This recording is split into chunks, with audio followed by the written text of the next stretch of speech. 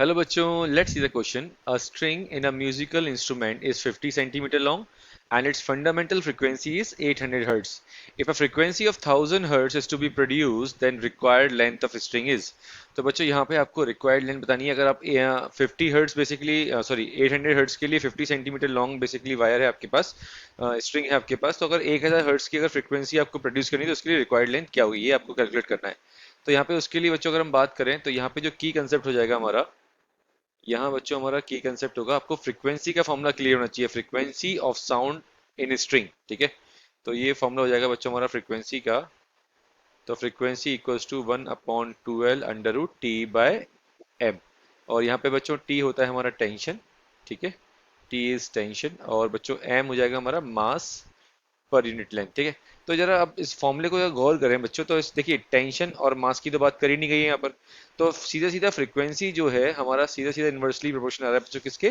Length के inversely proportional आ रहा है। तो इस रिलेशन को हम यूज करेंगे और अपना आंसर कैलकुलेट करेंगे। ठीक है, तो बच्चों ये आ जाएगा हमारे पास V1 upon V2 is equal to क्या आ जाएगा, 1/L1 अपॉन 1/L2। तो ये हो जाएगा अपने पास L2/L1। ठीक है, और हमारे पास लेंथ गिवन है बच्चों कितनी। लेंथ एक काम करते हैं, पहले फिर हम फ्रीक्वेंसी भी पुट कर देते हैं। ये V1/V2 यहाँ पे जनरली हम फ्रीक्वेंसी से रिप्रेजेंट कर रहे हैं। ठीक है, तो डोंट बी कंफ्यूज। आप चाहें तो मैं इसको दोबारा भी लिख सकता हूँ, जिससे आप कंफ्यूज ना हो। तो इसको मैं N1/N2 लिख देता हूँ। There is no confusion. Okay, तो N1/N2 इक्वल्स टू L2/L1। ठीक है, और N1 हमारे पास है, तो N1 की वैल्यू है बच्चों हमारे पास कितनी? N1 की वैल्यू हमारे पास 800 है, और N2 की वैल्यू बच्चों हमारे पास है 1000। ठीक है, L2 हमको कैलकुलेट करना है और L1 क्वेश्चन में 50 था। तो L2 की वैल्यू आ जाएगी बच्चों यहाँ से 50 into 800 divided by 1000।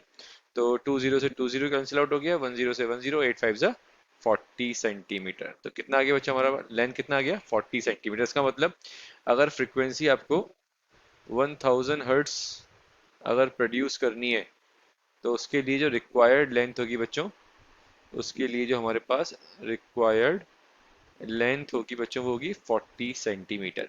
Okay, so option check कर लेते हैं एक बार। तो फर्स्ट ऑप्शन हमारा इनकरेक्ट है, सेकंड ऑप्शन भी इनकरेक्ट है, थर्ड ऑप्शन हमारा करेक्ट है बच्चों, फोर्थ ऑल्सो इनकरेक्ट। तो हमारा करेक्ट ऑप्शन हो जाएगा बच्चों third.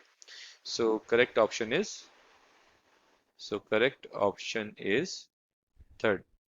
I hope this solution is clear to you. All the very best बच्चों।